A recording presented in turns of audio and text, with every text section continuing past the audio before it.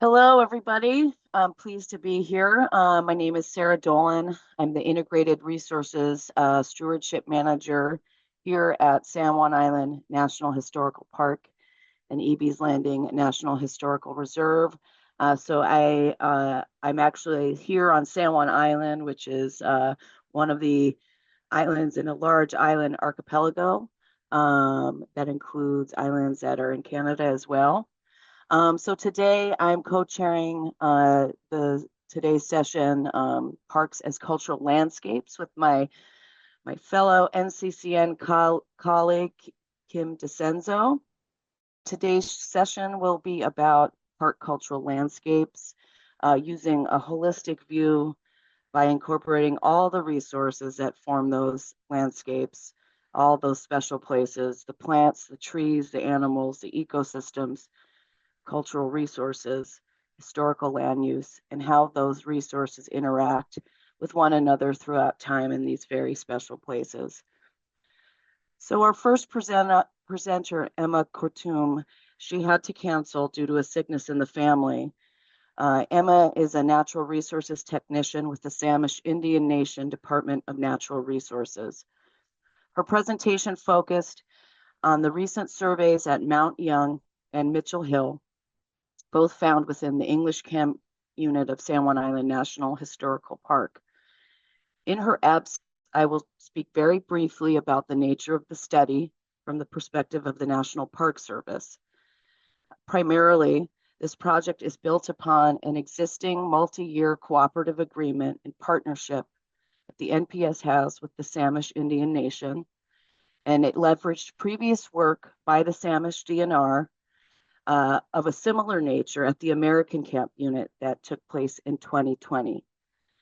For the purposes of this current study, we're going to talk about the work at Mount Young and Mitchell Hill. And in that place, Samish DNR staff conducted an ethnobotanical study of plant resources within 60 acres of different units that we designated as special ecological areas, or SEAs. These SEAs were designated within areas that intersected with rare species, unique vegetation communities like Gary Oak Savanna and prairie balds, and archaeological sites such as culturally modified trees.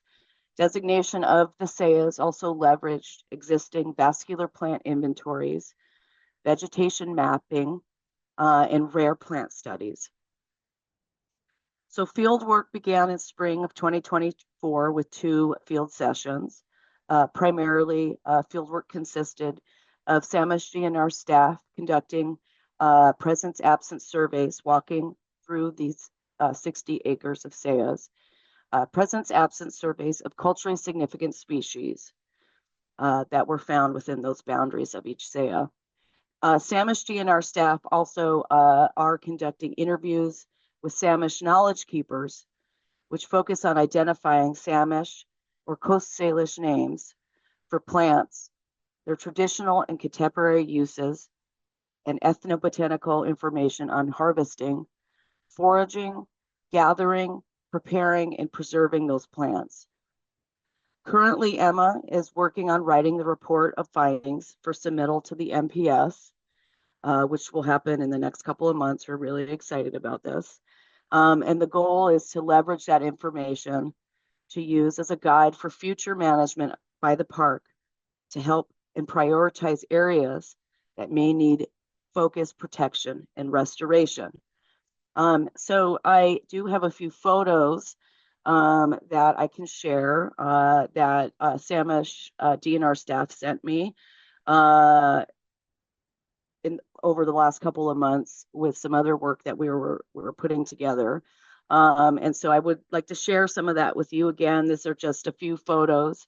And it's my hope that Emma can present in another format. And then when we are ready to release certain information, that will be available as well. So I'm going to go ahead and share my screen. Just give me a second here.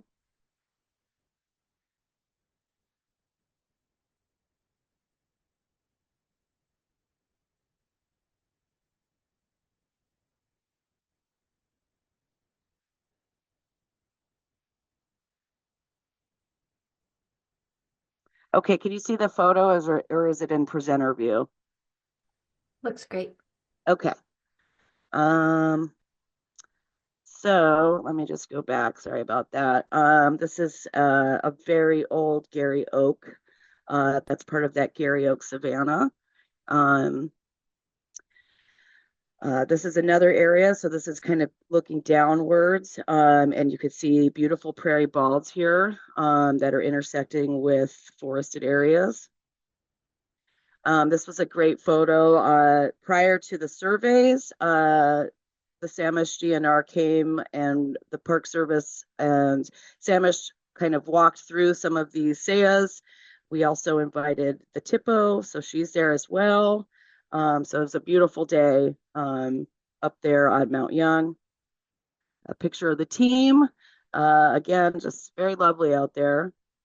And this is actually a picture of a day in the field. We have some lovely shooting star that are coming up here in these prairie balds, again, intersecting with Gary Oak, Savannah, and kind of looking upwards to Mount Young.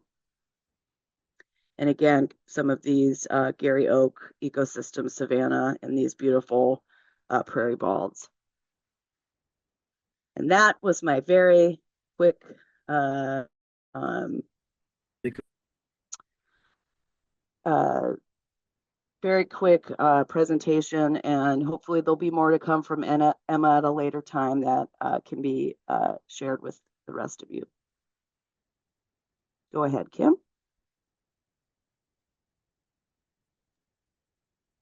Hey everyone, let me mess with my tech here for a second. Hi, my name is Kim DiCenzo. I'm the Cultural Resources Program Manager at North Cascades National Park, and I have the pleasure of introducing our next speaker. Scott Schuyler is an Upper Skagit Indian tribal member, and he works as the tribe's Natural and Cultural Resource Policy Director. He's the descendant of Pateas, a signer of the Treaty of Point Elliott. Scott comes from a tribe that historically occupied the National Park Service lands, and they continue to maintain a strong connection with our park. He's an elder of the Upper Skagit Indian tribe, albeit a pretty young elder. He has worked for decades with federal agencies, including working with me and others at North Cascades National Park on the relicensing of the Skagit Hydroelectric Project, and he's a tireless advocate for his tribe's treaty rights. I am pleased us today to talk about landscapes in the North Cascades and places that are sacred to him and the tribe. So go ahead and take it away, Scott. Thank you, Kim. Let's cross our fingers here. I'm about to see if this PowerPoint presentation is going to be able to work correctly here. But first off, again, thank you, and it's an honor to be here, and I look forward to hopefully meeting everybody someday. So let's give it a try here. Did that work?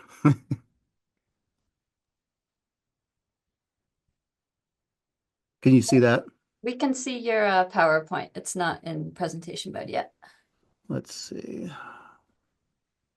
Okay, now we're going to see my lack of technical skills here. Let's try that again.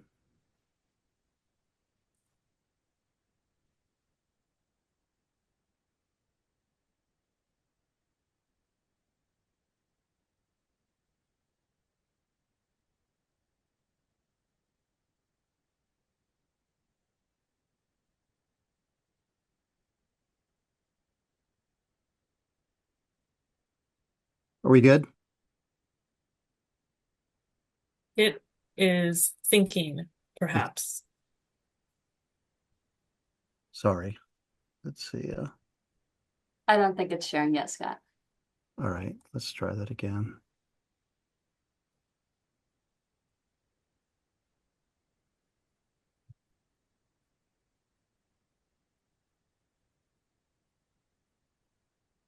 While Scott's doing this, I just want to remind folks that if you have any questions that come up during his presentation, to put them in the Q&A, and we'll read some of those at the end of his talk.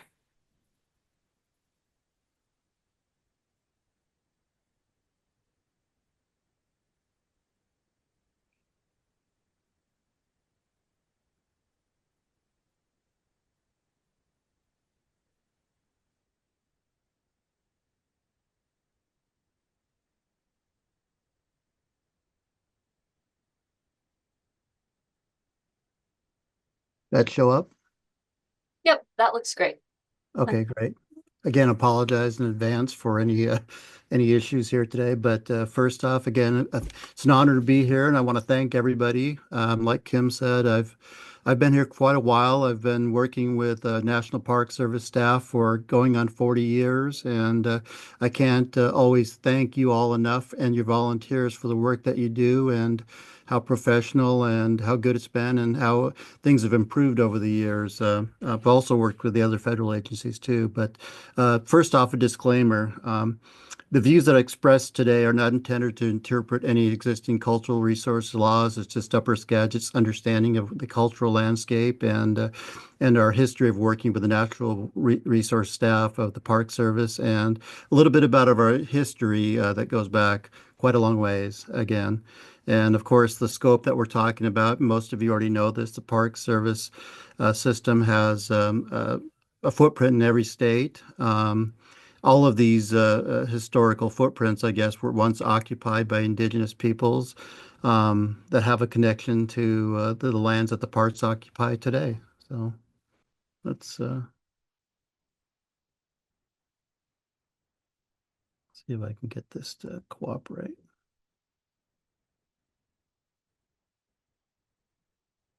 Cultural landscape, what does it mean? It has different meanings to different folks. I overlaid an Upper Skagit village a map here on Skagit Valley. If you know the area, basically our village is lined the Skagit Valley from Mount Vernon upstream into the North Cascades National Park. And the occupation here of this particular tribe goes back 10 millennia. And again, all tribes are different and have different occupation areas, but basically from 10,000 years or even later have occupied these lands that the parks sit on. A little bit about the history of the North Cascades National Park and the tribe. The tribes filed a lawsuit back in, I think, 1939 in regards to the loss of its ancestral lands. And this document is a notice for tribal members to come vote at a general council meeting here in Mountain. And basically, the vote was to accept a proposed settlement for the lands that the North Cascades National Park sits on. And basically, the federal offer was 50 cents an acre in 1968. And unfortunately, the tribal membership, or fortunately, however you look at it, voted to accept that proposal for settlement of 50 cents an acre. It was a vote of 4 against and 300 and something for. Interestingly enough, my personal family history, it was our family that voted against accepting the 50-cent acre proposal in 1968. But after the vote that occurred in August 1968, the park it paved the way for the formation of the park. 2 months later, 1968, and if you look at it from a standpoint, at least from a natural resource standpoint, having the park there has been a good thing because it's afforded a lot of protections that would not have been there if the park didn't form. But a little bit about our history. The post-contact cultural landscape, is it cultural? Of course it is. And, again, it means different things to different folks. Some of our hydropower friends have had value to the buildings, the infrastructure, and have a cultural value to them, just as the tribes have their cultural value of this history of a landscape. And what is this cultural landscape? Is it the archaeological sites? This is a picture of a quarry site somewhere upriver, and it dates back thousands of years, of course. Does it contribute to the landscape? Of course it does, along with a lot of other things like use and occupation areas. Here's a picture of a stone tool CMT. A CMT with stone tool marks on it that the DNR found up in Baker Lake, and so it was interesting. I thought I'd include that. But CMT stands are, of course, part of the cultural landscape, and I apologize in advance for these pictures. I'm not going to win any awards here for photography, but these CMT stands are all over the place, and of course, tribal place names affiliated inside these parks are are part of the cultural landscape. Here's a picture of Statatl Creek, or it's derived from the word Statabl, which means grizzly bear from Upper Skagit, which of course, from our history, believes that it was the area where the grizzly bears started or where they were upriver. They're not there today, unfortunately. Landscape stories are another part of the tribal cultural landscape interpretation. This is a story about uh, a story of origins, I guess you would, that talks about how we came to be, how the mountains were named, and it's found in June Collins' book, Valley of the Spirits. And most tribes have these stories affiliated with all the park services out there that you just got to look for them. What's another contributing factor, of course, is, excuse me, I skipped a slide, plants and medicines. They're out there everywhere. And they're all in these parks, and many of these park medicines that, were available to us, are not available today because a lot of the laws that are, there to protect the environment. And so there's been an impact there. Um, the wildlife, of course, is part of the cultural landscape to us. And this is a picture of a grizzly bear, obviously. They were once in the North Cascades. They're no longer there. So it's a social injustice issues to us. We're working hard with the Park Service and other agencies to bring back grizzly bears, wolf recovery, these types of things. These things, of course, have always been important to tribes. Another part of the landscape are traditional cultural properties affiliated with many of the tribes within the park boundaries. Upper Skagit has designated identified at least one cultural property district in the North Cascades National Park. There's more to come, if you would.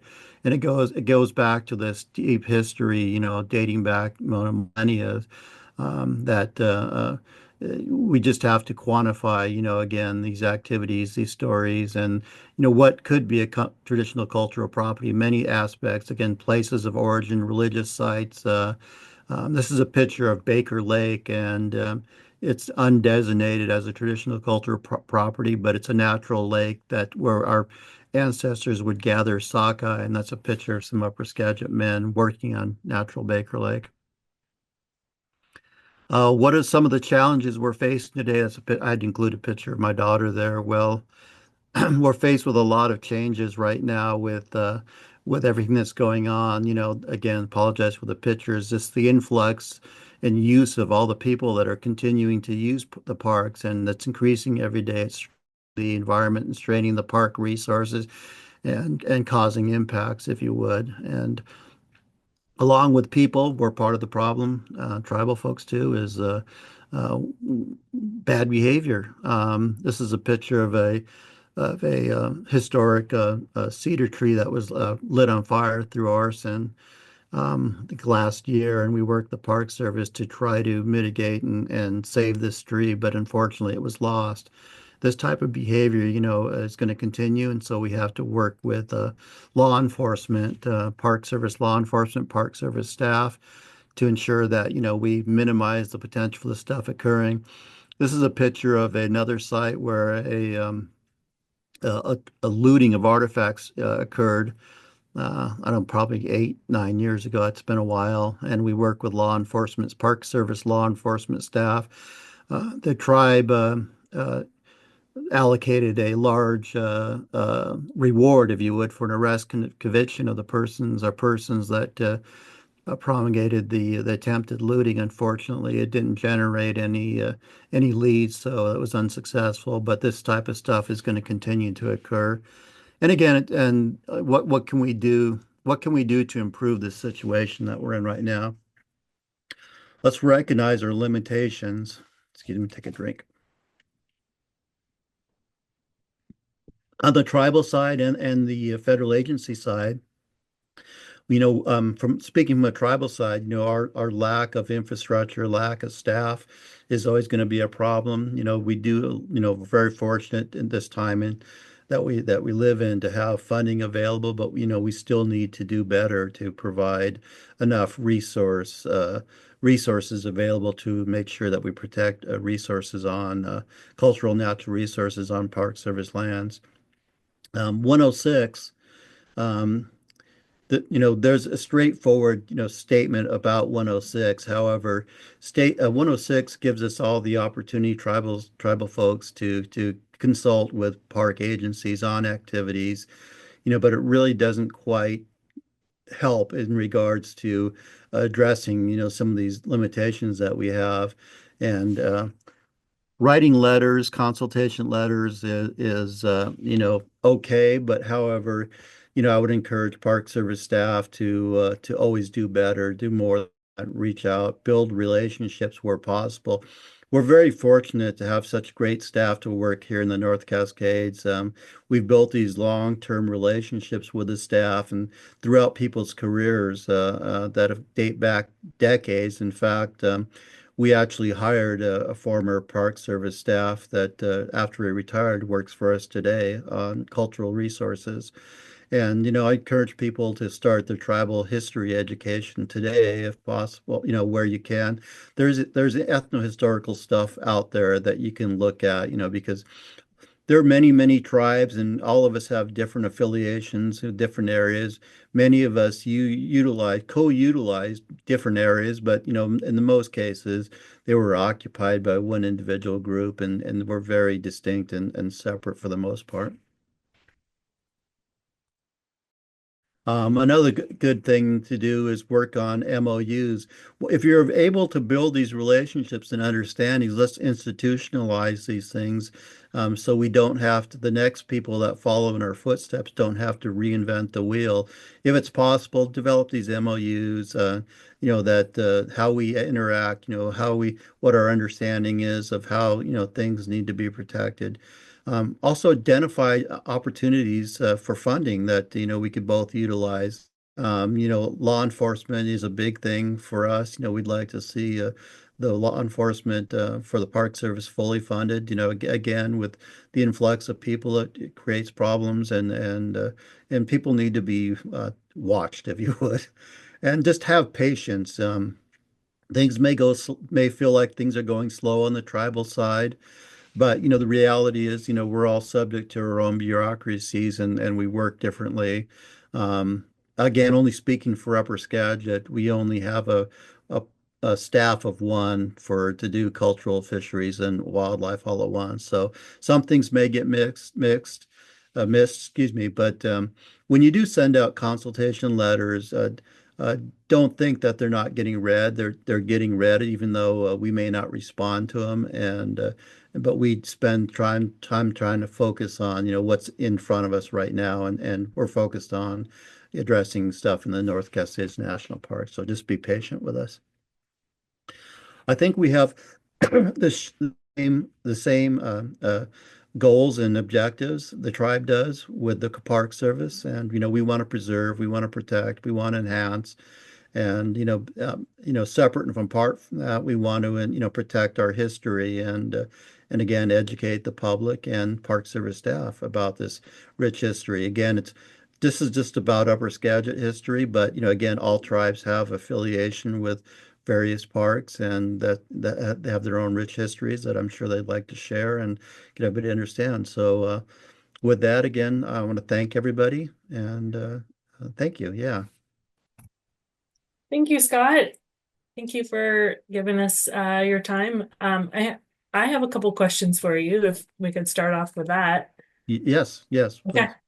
Um, so for the last, I don't know, 5-6 years or so, we've been in the process of relicensing the Skagit hydroelectric project, which has 3 dams that block fish passage and habitat into the Upper Skagit River Valley.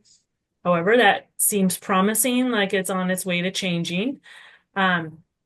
How do you think that the fish passage into the upper drainage will change the landscape up there, and how will that affect your tribe? That's a great question. Thank you for bringing it up. It's definitely going to change the landscape, because we're going to have, historically, we want to limit or reduce industrial footprints, but now we're about to increase the footprint, which goes against what we're good. But however, the end is going to justify,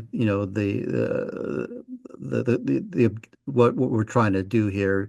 We're going to build this infrastructure, but We've been doing salmon restoration here for 30 years on the Skagit. In the last 30 years, we've seen a decline of most of the salmon stocks. We've seen three ESA listings. And so it was time to effect a change, if you would, a real change. And by opening up 40% of the available habitat in the Upper Skagit watershed, we believe it's going to make a big difference for the tribe in the future, having salmon. And so we're enhancing our culture, albeit at a cost for infrastructure in this area that we call Valley of the Spirit. So it's a very sacred area to our people. So we haven't done this willy-nilly. We've been carefully thinking about this to get to this point. But that was a great question. Thank you. I'll keep going. I got a couple more questions for you. Yeah. So you've just shared with us a little bit about the Valley of the Spirits and some of the things that the tribe holds that are sacred that have taken place in the Upper Skagit River Valley. You and I just put in together a funding proposal to complete a cultural landscape inventory, which is, if you're not a Park Service person and cultural resources, that's just jargon for like a baseline documentation of a cultural landscape. So we're competing for funding to do a cultural landscape inventory of the TCP that you described.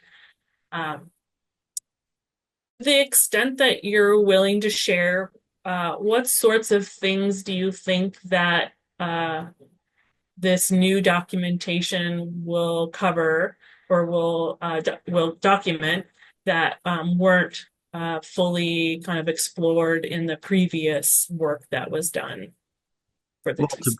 To be frank, Kim, let me step back a little bit. We were in negotiations with the hydropower industry for quite a while, and we basically took the initial aspect, or of basically telling the hydropower industry that this is a very culturally significant area to us. That's all you need to know, and you just need to respect that. However, we found that that wasn't working, and so we came forward to designate our TCP and have been bringing forth all the information that we can to help people understand what we're talking about. And so we've changed that perspective as to keeping our culture and history tight, up against our chest and not sharing to the point now where we've been forced to share it, unfortunately, to achieve these ends to provide protection for these cultural resources that are important. So it's the next step is going to be more comprehensive. And so you'll see a lot more of sharing from history. And again, it's to achieve the end of cultural resource protection. But it's going to come at a cost because people know more. But it again achieves the objective of better protection. Thank you for that, Scott. We got a question in our Q&A that I'm going to read. What do your look like on NPS lands and waters? Are they sufficient for your tribe, both in receiving the fish you need and teaching your traditional ways to the next generation? Yeah, let me hit the last aspect of that question. It's been very difficult, with the decline of salmon on the Skagit to pass on our fishing culture. We can no longer sustain ourselves through fishing year round, where historically, Skagit was the largest producing salmon river in Puget Sound, and that's no longer the case. And so I have two children that, I hope to pass on the fishing legacy, and that is yet to happen. Currently, we have fishing rights extending up to the Gorge Powerhouse. We're on the verge of reestablishing again our historical footprint in the upper reaches. So we're working on that right now. However, for the most part, we fish downriver because of the quality of fish is more marketable. So I don't know if that answers everybody's questions.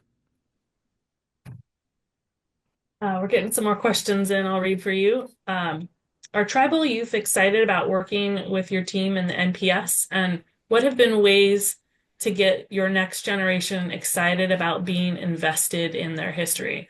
I like that question. No, that's a great question. The tribe perspective, the youth are obviously our future. They're going to take care of us. They're going to take care of the landscape. we're taught that, we're borrowing from their future, and we've borrowed too much. And so we need to make sure that we fix what we can and lay the foundation for them to take the next step for full preservation of these areas that are important to them and us. My daughter, she's 24 now, and she's disappointed that we haven't removed the dams. But you know what? I'm going to lay that on her shoulders someday. That's going to be her legacy. Another question for you. Thank you for this talk. Could you say more about how salmon are stored in the Upper Skagit? How will the dam blockage be dealt with? Okay, the dam blockage is going to be addressed with fish passage. They're going to provide fish passage. City Light is publicly committed to providing fish passage upstream and downstream. And if you look at some of the historical information back from the 30s, after the first dam was built, people recognized that there was a big problem with the salmon, particularly with steelhead. And once the fish passage is going to be put in place, the fish will be going upriver and be allowed to pass upstream and downstream. And it's going to be a long-term process. I was negotiating the Baker River settlement 23 years ago, and part of that was fixing the fish passage there. And it took a while, but 23 years later, after fixing the passage, we've had historical run sizes, including one this year of 60,000, which from a run that was nearly eradicated because of the hydropower dams, went down to 80 fish in 1985. So that's been a good legacy and a good example of how you can improve things, and you could augment that with, of course, hatchery production to get jump started. But it's going to be a long process. I may not be able to see the benefits of it, but there's going to be a fish available for my kids' kids and grandkids. Scott, I know that a lot of the negotiations that are going on right now in settlement are confidential, and there's a lot of us who have signed confidentiality agreements. Is there any, sometimes it's hard in my head to divide what's confidential and what's not. Can you say anything more about the type of fish passage I don't remember what's confidential and not. Again, the city has publicly said they're going to provide fish pass. Design stuff is that's for people smarter than me that can figure that stuff out, and we haven't got that far along. Do you know, is there any more talk about dam removal? We brought that up first, obviously, and I don't think the operator was feeling the love on that idea. We asked for an assessment, and we sincerely wanted a real assessment on removal, an assessment in the aspect of what it would cost, physically cost. We live in an era of dam removal, and the Upper Skagit starting point was, well, why not us? Is it our time? And unfortunately, it may not be our time right now again, but I'm going to pass that on to future generations to get us there. But right now, we have a mitigation package that we think is going to make a difference for our future, for our river, for our people. Not just to mention fish passage, but keep in mind that there's a big, huge source of cultural trauma out there for us. The loss of the river. There's that 3 mile stretch of a dewatered river that has bothered our people for 100 years, and that's going to be publicly stated that they're going to address that too. So it's going to be a good thing. The settlement will be a good thing, seeing the river flow and fish return.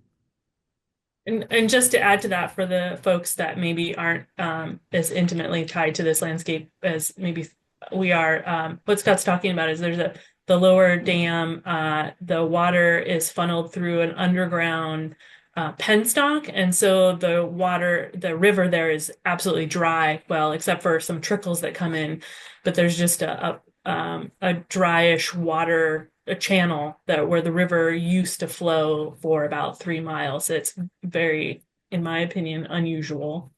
And I think Scott feels that way too. Yeah, it would never be allowed to occur today, and it's been a source of trauma again for 100 years. But and this was a huge ask that the tribe brought to the city. Again, short of dam removal, having the river flow again. And again, I just can't say enough yeah, I think it's going to mean to our people, to our ancestors that are looking down on us. And when the day comes that the water flows again, and it comes at a cost to the city, but that's the river. We were never asked about if we were okay with this, and people ask, back in the 1920s when the dams were built, well, why didn't you say anything? Well, we didn't have the capacity to say anything. We were in survival mode. The state had made it illegal for us to even fish. We weren't allowed to have alcohol. We weren't even afforded voting rights until, the 19 after the dam was built. And so we got to the point where we are now that we could stand up for our history, our rights. Okay, I'm going to move on to another question here. Are there still traditional resource management practices going on, like salmon chief? I'm not familiar with that, so I don't. Are you, Scott? Yeah, we still do our traditional cultural practices. We do our blessings and our ceremony naming ceremonies, and we normally, because of the park, because of the park formation, we haven't been doing stuff up there because there's obviously resource. But one of the things that we hope to work out with an MOU someday is access to sites, and we're working on that right now with the hydropower operator and the Park Service to there's ceremonial bathing areas that we haven't accessed and gathering areas, and so we hope to reinstitute that in the near future. Let's see. I found a question in the chat here. What larger regional issues does the Upper Skagit tribe work on with other tribes related to parks and otherwise? Well, I think, we work on the same issues together unilaterally, and sometimes we're on the same th thought process, and sometimes we're not. Wildlife recovery, salmon recovery are big global issues. Interesting enough, and I'll share that we're on the other side of the grizzly bear recovery. Again, as the original occupiers of the park, we do support grizzly bear recovery there, and we'd like our ancestors coexisted. We'd like to see the grizzly bears return, and it's not so much an important value for some of the other tribes currently for whatever reason, but that's their call. Yeah, I got, let's see, one more question for you. So you've just shared with us about kind of why the Valley of the Spears, why this landscape means so much to the Upper Skagit tribe. And you touched on this a little bit in your presentation. National parks are public lands, and we've seen a drastic rise in visitation over the last 5 to 10 years. How can visitors, researchers, and us parkies respectfully recreate and work in this area to ensure that it remains protected as a sacred place for the Upper Skagit tribe? I think one of the goals that we're currently working on is to increase public education and interpretation to understand the value of this landscape and what it historically what it's meant. Again, when you date back 10 millennia of occupation and use, that sends a strong message. Really the change that we've seen has occurred in the last less than 100 years in these areas, and so getting the public aware of how culturally significant this area is, I think, will provide value. And one of the things that I'll try to teach my children, and we teach our children here at the tribe, is the value of using your voice as a Native person to promote conservation and protection, because people will gravitate and listen to that for the most part, sometimes. Scott, I wanted to point out that from Kim's question, that was one of our goals for the work that we're doing currently with the Samish to understand some of these culturally significant species, but also do a better job as in the park to protect those places. And so again, we're small steps. We're trying to do a better job, and also how to teach the public about that. at San Juan, we have a small staff. Most of what we have to do is through education. We don't have law enforcement here that can talk to people when they're doing misbehaving or whatever. And so I found that education is the only way. So our intention is that with what's appropriate to talk to the public about, we want to convey that information and so they can respect the place, because I really feel like education is our best. So Yeah, uh, agree. thank you, Scott. This has been wonderful. Thank you. I agree. And I apologize for not responding to the consultation request, but I do look at them for the. All right, well, I don't see any more questions in the chat, and I got the opportunity to ask my questions. If anybody has anything else, here's your last call. Thank you for inviting me. I appreciate it. Thank you, Scott. We really appreciate your time. We know Thank you're a you. super busy guy, and I'm excited that you were able to carve out a little time for us today. So thank you, Scott. Thank Thank you. you.